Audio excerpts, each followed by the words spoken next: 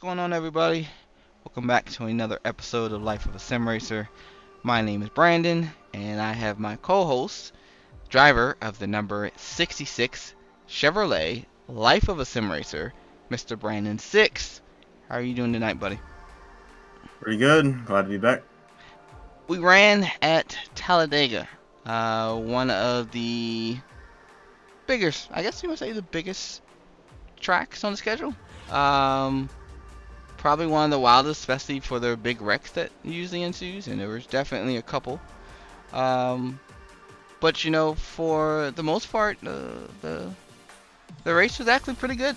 Um, and we'll get right into that. So we'll start with myself, which I would actually, like I said, the race was pretty good. I finished P8. Did my best to try and stay out of trouble. Unfortunately, I did get a little damage at the beginning of the run. And I actually didn't even know I had damage until the race was over, and I couldn't figure out why I couldn't kind of draft very well with the rest of my teammates. But it is what it is. But like I said, ended up finishing P8, and um, avoided the big ones. And you six, you definitely got a better finish than I did. How did your race go? Went very well. I was just happy, honestly, to finish a super speedway race on RSR for the first time. That's right. You did Um, say you've never really finished a super yeah, speedway race. That's right. yep. I'll say every race I've done so far, I've been wrecked out of. So this is my first actual finish on a super speedway, and it went pretty good. All the wrecks that happened, I was around some of them. I think I had one crap moment. I think like middle of the race where unfortunately Brian, our teammate, got taken out. Had a car literally land on top of him. Um, Bubba Wallace moment. yeah, it was super unfortunate, and I feel bad for Brian because that guy cannot catch a break. But after, I think that was after our whole pits. No, was that early in the race? Do you remember? That was toward the end, I believe. That was lap. It was lap 59, lap 60, around there. Oh, for some reason, I thought it was early in the race, but um, yeah, I'd say we had our pit stops early. We actually went green for quite a while, I think, in that race, and I know we came down as a team. I think around lap 30, 31, and unfortunately, for whatever reason, and we found out in this race that like draft was very weird in these cars compared to Daytona. Um, like for me personally, and I think you experienced it, Billy, where it's just like you would try and push some cars and you would take off like a rocket ship, and then there's other cars where you try and push and you just go nowhere. Hmm. And we kind of battled that all night long. Like you were basically just trying to find certain partners to work with that actually gelled with. And unfortunately, like the only person I actually really gelled with, which was luckily Chris Rabel at the end, when I was trying to push him towards the win, latched onto his bumper and we took off. We had a pretty big run on our last lap, but unfortunately our tandem got broken apart there at the end and got beaten out there by Kevin at the end. But I ended up finishing P5, and which I'll take. Continue my top 5 streak. Yeah, you're definitely on a roll. I mean, you're still one of the hottest drivers in the league. I mean, hands down. I don't think anybody is really close to you as of right now. I mean, your top 5 streak is ridiculous. But I did want to go back to something that you were talking about when you were talking about the pushing aspect. Um, One thing I did kind of, it was a little weird, but you're absolutely right. Where it just, for some reason, like certain manufacturers, maybe it just didn't seem to. I don't know if it was really line up, or it just, you just couldn't really get pushed, or you really couldn't push certain manufacturers.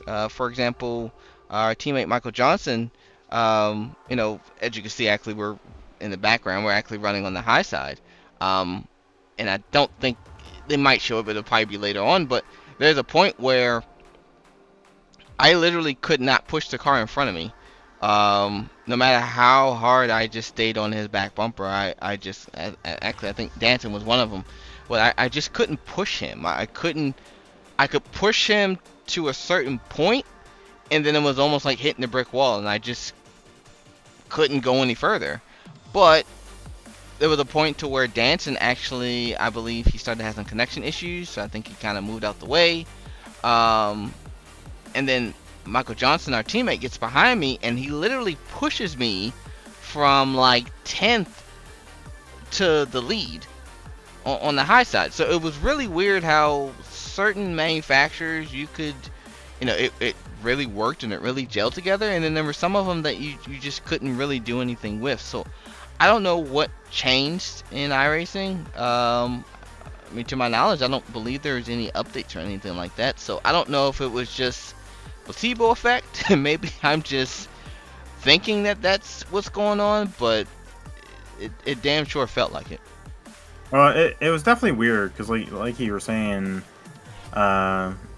Michael could push you and you guys would take off, but then I think it was like late in the race where I was kind of leading the top line and MJ was trying to push me, and it was just like we went nowhere. If anything, it probably like slowed us down. It felt like, and that's when I just bailed and I kind of like let you guys go because I'm like, something just does not seem right. And it seemed like it was an issue with people getting to my bumper from what it sounded like, at least for me personally, because like after our pit stop, it was me and Nick trying to catch you guys after our pit stop, and I dragged the brake, I lifted, and it was just like Nick could never like get through the bubble of air basically behind my bumper, or never stayed latched to me. It was really weird. Yeah, I don't. And honestly, it probably didn't help the fact that we really didn't do much testing.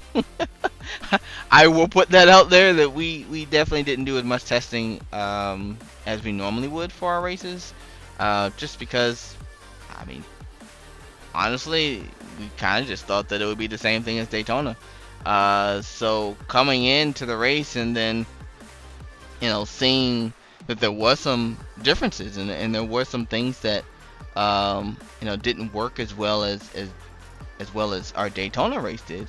It was eye-opening. So we definitely won't be doing that again. We'll definitely be testing before the races and not just relying on the night of to test, just to kind of be a little ahead of the game, so we're not caught out about things like that, or so we're not a little behind. But overall, I mean, how did you think the race went? I mean, I like I said earlier, I thought it was pretty good. Some good long green races, green flag runs. But how did you feel about what you see? I mean, honestly, this is probably the first race I actually enjoyed from a racing standpoint. I mean, sure, it's your typical boring riding around in super speedway, but it was very hard, clean racing. Like, we saw tons of 3 wide, and I know towards the end of the race, I was in like a couple 4 wide situations. And we only had 5 cautions, I think, for the entire race, which to me is reasonable. It's not like what we've been having of like double digits. So, I felt very good about the race. But I guess my question to you is, what did you think, how do you think the team did overall? I think overall the team did good. We almost won. I think we'll talk about the actual standings later, toward the end of the recording. But I think overall the team did good. A lot of us were able to put ourselves in good positions, especially going for the win at the end. It's one of those things where only thing you can do is put yourself in the right position, and as we'll show toward the end of our of the content that we show. you know, U6 and Chris Rabel, definitely had a chance. It's just one of those things where, you know, if two other people get hooked up together and they get your draft and then they take the run and they go to the high side, they're gonna side draft you guys, pull you guys apart, and then it's even more difficult for you guys to hurry up and try to get connected back to go chase them back before the line. So it's it's definitely a chess game. I think you guys, made the right call. It's just a matter of whether two other people or three or four other people are going to get hooked up in time to catch you guys, which unfortunately they did. But I'll definitely take the couple of us that I believe the majority of the team finished pretty good. I think minus two people. I think William and Brian. I don't think they had that good of a run, but unfortunately they got caught up in stuff, which they couldn't control that. So honestly, like I said, I thought it was good. The racing was good. I think us as a team did very, very well. It's just Talladega, man. It is what it is. You just get the best result you can. Yeah, I feel that for sure. I guess next up we have video clips of some of the wrecks. Yes. So we do have five. We had five cautions. So we do have six clips. 'Cause the last clip will be the finish of the race, and we'll just allow you guys to kind of see that, see how that kind of unfolded. That probably stings a little bit for six to watch that again. But I think it's good information, and it's good to kind of see how it played out, and maybe we can take that information, those things, and we can learn from them for the next super speedway. So let's move on over to next clip, which is going to be lap 53 with James Ross and Chris Edwards.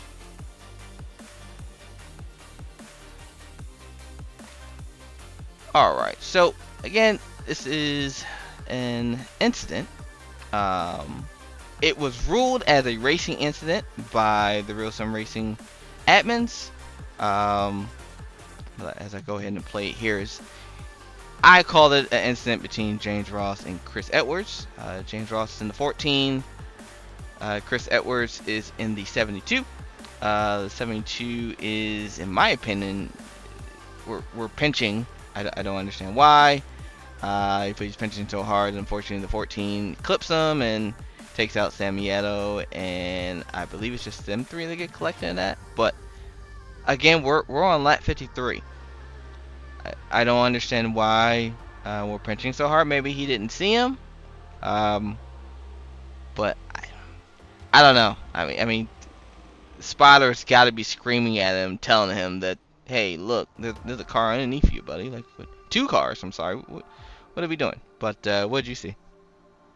I mean, yeah, I'm kind of in the same boat where it's like I don't understand why you're trying to fit two cars in that middle lane. I mean, I'm not saying you can't get it done, but like it's still pretty early in the race where it's like, what's your reasoning for pinching that car so hard like that? I mean, he's got a full like lane to his high side there. I just don't understand that. So, I mean, it was marked as a racing incident, but in my opinion, it's a little probably on Chris Edwards, in my opinion. Yeah, if I had to put blame on it, it would probably go toward Chris. It's and like I said, I understand super speedway racing, and there's a lot going on. But you gotta know your surroundings, man. You gotta know. You gotta listen to your spotter. Your spotter says that at that point he's probably saying 3 wide, and you can still see you're next to him. So I don't. Again, I don't know. I could probably continue to watch that till I'm blue in the face and I still won't understand it. But again, like I said, and like you said as well, the admins ruled it as an incident, so that's the way it was. I mean, the crazy thing is he doored him once, and then the second one is what ultimately turned him. Yeah. So, yeah. So it's like he didn't know he was there the first time, and he was like, okay, so when they doored, and maybe he thought that maybe the 14 backed out. I don't know. But that kind of sucks for all three of those guys involved in that. Yeah, unfortunately. But I guess what's the next clip? So the next one is gonna be on lap 59 between Shane Ewing and Anthony DeBarro. And to be honest with you, this one hurt my soul a little bit because this took out one of our teammates. But let's dig into it. Alright, we are back on the next one again. This is going to be lap 59 between Shane Ewing and Anthony DeBarro. The other part that kind of sucks about this is I believe they are teammates, so teammates wrecking each other is never a good sign. But of course, it wasn't intentional. Unfortunately, this is just a bad bump gone wrong. So I kind of give you guys a little background of what's going on. So basically, Shane is getting the run on DeBarro. He's just basically pushing his teammate. They had actually been leading for quite a while, and as you can see here, it's cut and dry. Unfortunately, with these type of drafting, and when you give a bump like that, you kind of have to be lined up. If somebody is a little bit to the left or a little bit on the right, it's so easy to turn the dude. As you can, if you guys didn't get sick from that yet, he basically unfortunately lands on Brian Chambliss, which we're riding with him now, and unfortunately takes out our teammate, which kind of sucks because he has not had any luck this year yet. So hopefully his luck will change soon. It kind of sucks to watch that, but what did you see? Yeah, just some bad pushing. And we know in these cars, getting hooked up as a tandem is very strong, and that's basically what they were trying to do. But unfortunately, as you see here, when he gets to his bumper, I mean, he hooks up well with them, but then once they enter the tri-oval, it's very bumpy. But then, like, when he offset to the left, as soon as he got to offset to the left, he should have immediately bailed out of the gas. I mean, there's no saving it at that point when you're trying to push somebody. It's like once you get that far left, you better get out of it because you're basically going to have what happened here is wrecking either a teammate or another person. Yeah, that again, it's a life lesson. I will say that, even a life lesson for sim racing. Because you just, even as a teammate, of course you never want to put your teammate in harm's way or anything like that. But at the same time, if I'm Shane, I'm just trying to keep you up there. And the DeBarro does kind of move up, and like you said, I think at that point he was trying to maybe avoid the bumps a little bit. I don't think at that point, I don't think Shane really hit him that hard. I think it was, maybe just a little bit of a tap. Yeah, I don't necessarily think it was like the hard hit, because they're hooked up here. Yeah. It's when he gets to his left, he Yeah. starts drifting left, and he needed to start bailing as soon as he started drifting left on Anthony there. Yeah. Because like I said, I think it was a clean hookup. I mean, it's not like it was like an aggressive hit or anything. Like they're hooked here, but then he just starts like moving left. And maybe it's something when they got hooked up, like maybe Anthony was getting like a weird push where it's kind of like forcing him to correct it. Like he's getting turned at that moment, but like he's trying to correct it, and it's forcing him to move further to the right. Yeah, there's that possibility as well. It's hard to say. Just sucks for DeBarro and for Brian. It's bad. It's wrong place, wrong time. Basically for both of them. So. Yeah, this was the I thought I was dead moment. Yeah, mine wasn't here. I did have one, but mine wasn't here. All right, so next one we have, it's gonna be a lap 84. That one was also, I believe, ruled a racing incident, but let's take a look and analyze it a little bit more. All right. So again, this is going to be lap 84. This was a incident between Dominic Howe and Bradley Burke. Like I said before, I believe this was ruled a racing incident, but as you can see here, there's a couple things that happen. Kevin King moves up. Liam Sheen goes to the third lane. Bradley Burke gets behind him in an attempt to try and push him, but he doesn't really hold the line very well. Um, and Dominic is like, okay, well, there's a lane on the bottom. Like, I don't know what you're doing, so I'm gonna go to the bottom. Dominic comes up a little bit and takes the 95 out, but 95, again, as I stated, wasn't really holding his line very well. So that again took out some casualties along with them too. So I mean, that's a pretty cut and dry incident. What are you seeing? I guess my question is why.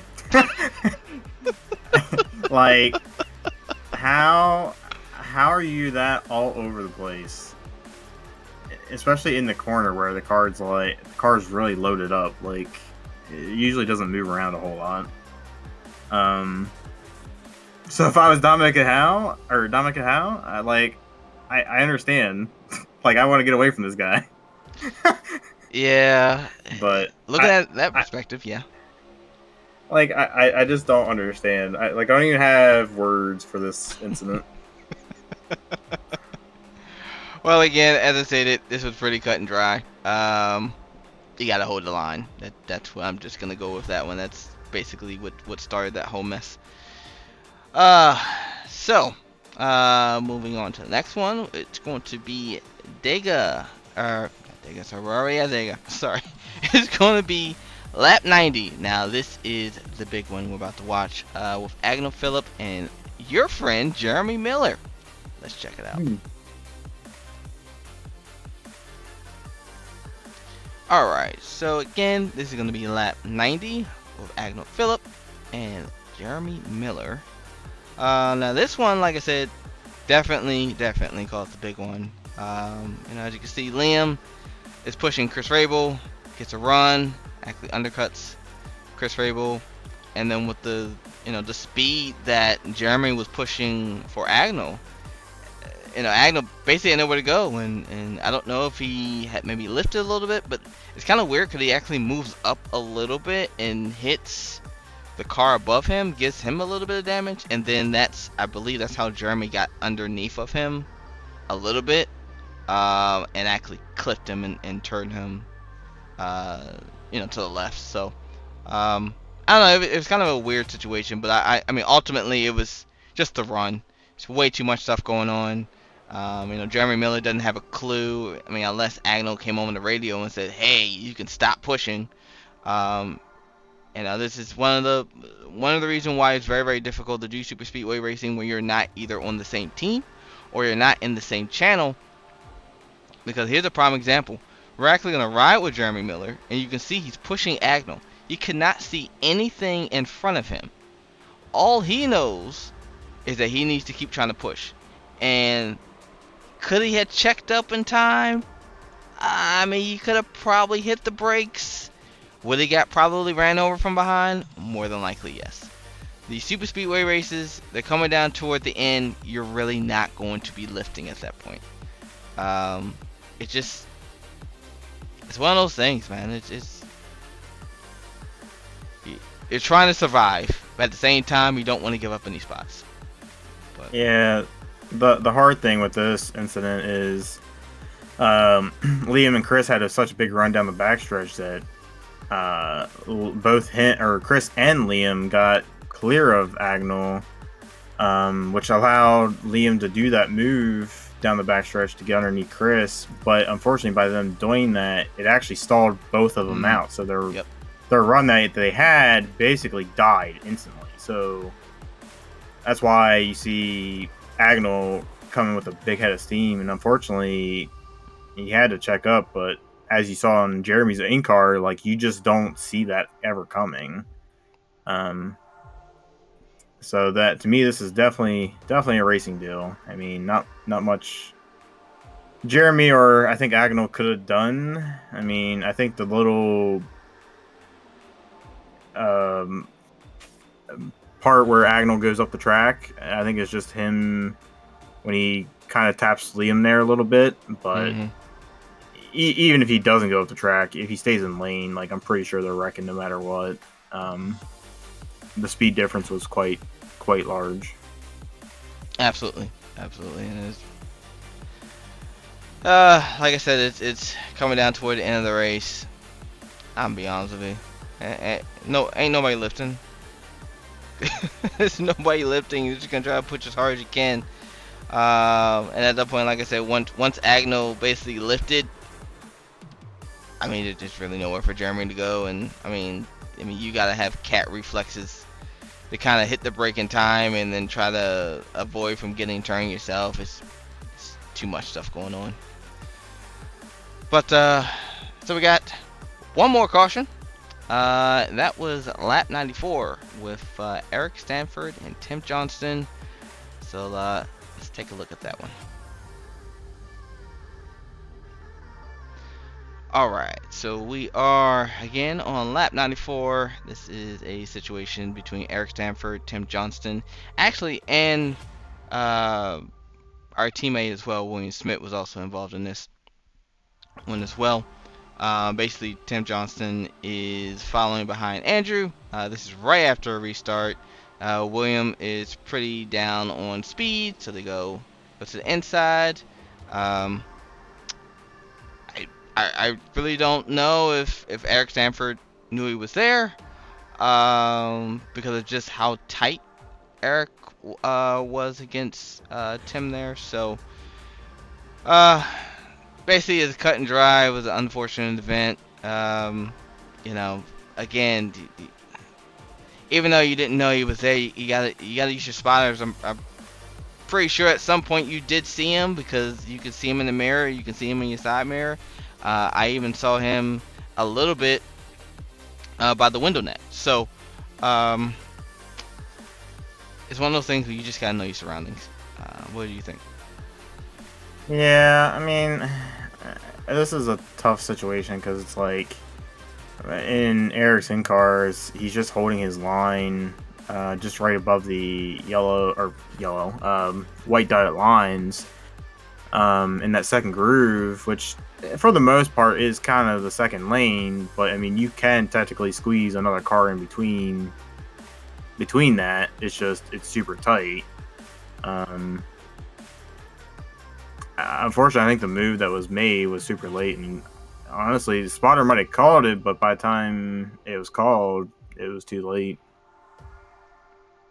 I can see that. So I can see that. Okay. Well, like we said, this one was pretty much cut and dry. This was actually ruled a racing incident, I believe, as well. So, all right. So we are going to move on to the finish of the race. So you guys will be able to see how it ended up, and unfortunately, Six and Chris's sad moment that ensued. So let's check that out. All right.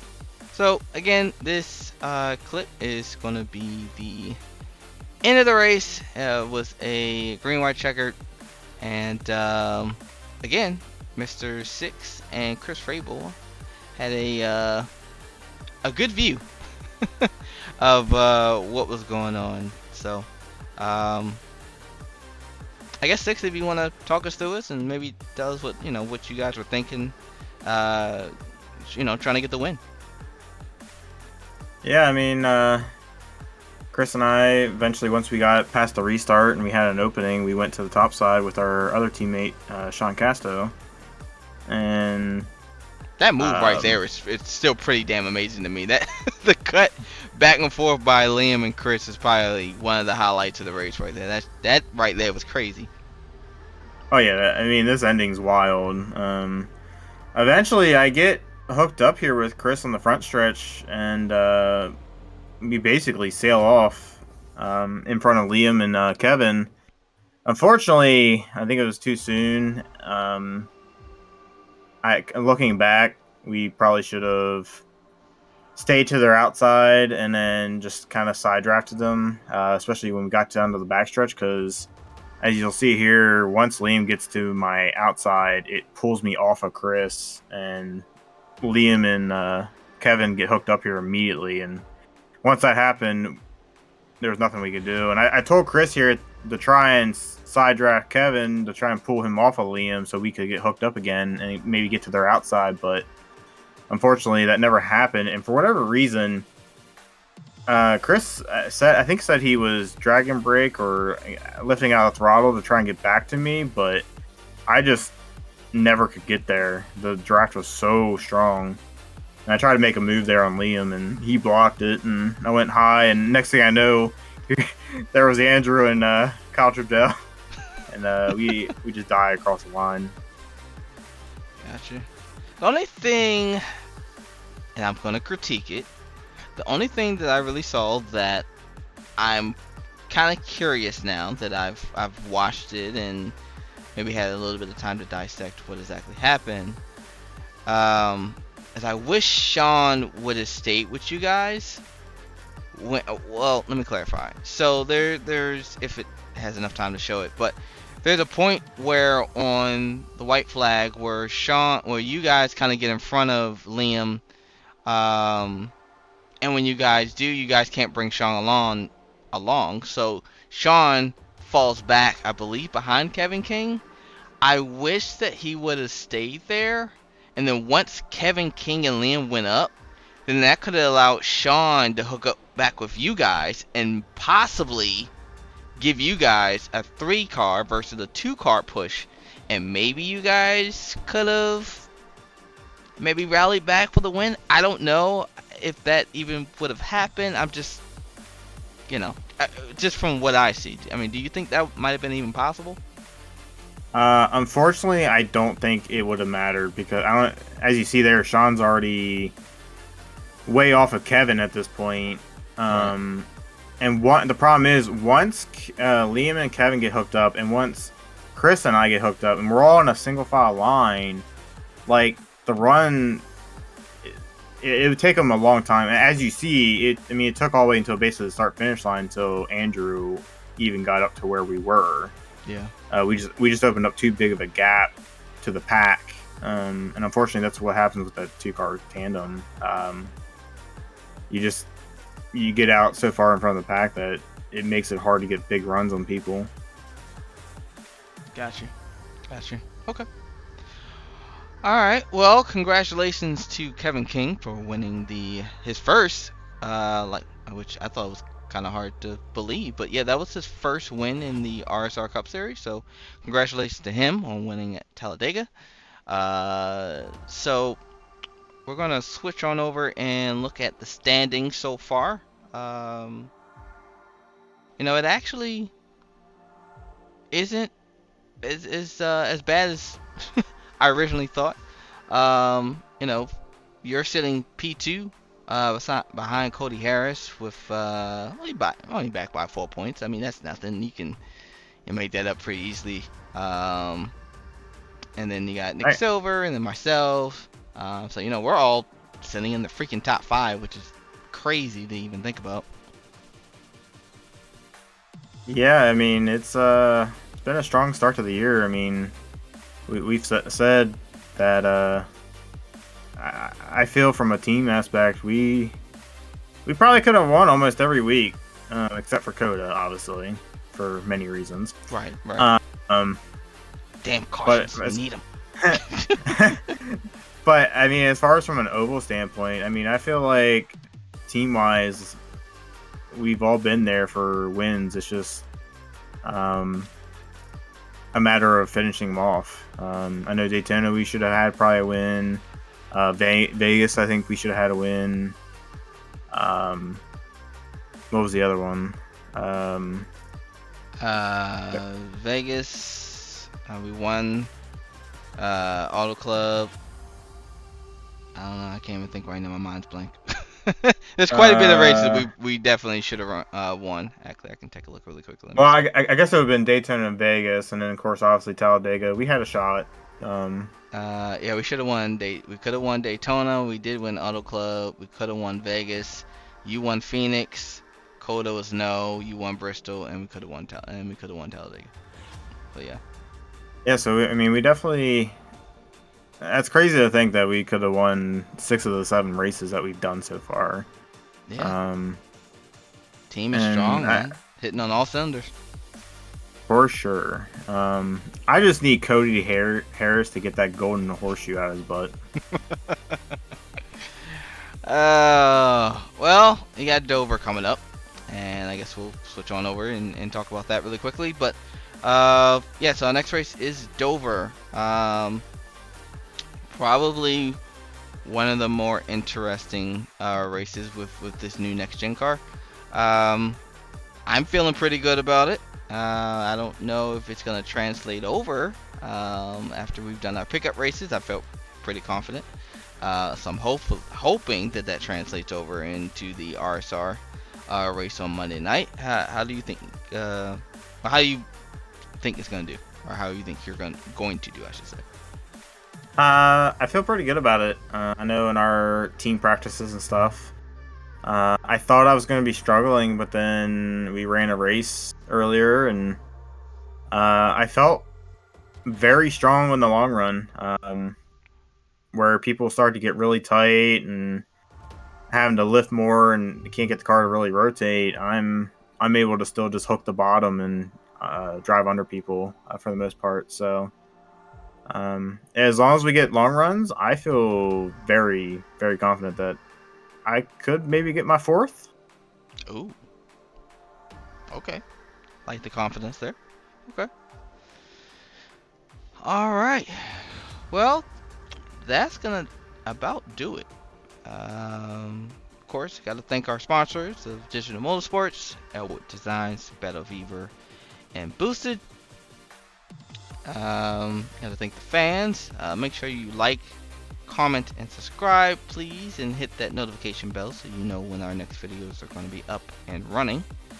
Anybody you want to thank, Six, before we head out? Obviously, gotta thank you, and obviously gotta thank this channel. Obviously, as the main sponsor of my car. Well, you're quite welcome, sir. Look forward to more wins, hopefully. Which I'm pretty confident you're gonna get some more. But all right, so thank you guys for watching, and we will give you guys another update and another overview after our Dover race. Everybody be safe, take it easy, and catch you guys in the next one. Peace.